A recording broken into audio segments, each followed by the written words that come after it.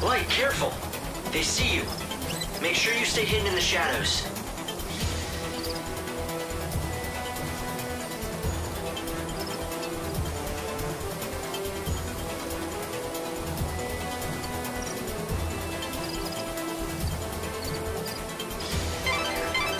The evil savior will die at the hands of the Shadow Hunter?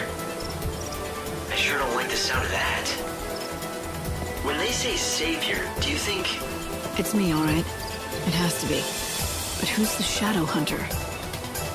I don't know. Right now, no one else does either. The information's incomplete at best. But the Order thinks he could be the leader of the Heretics.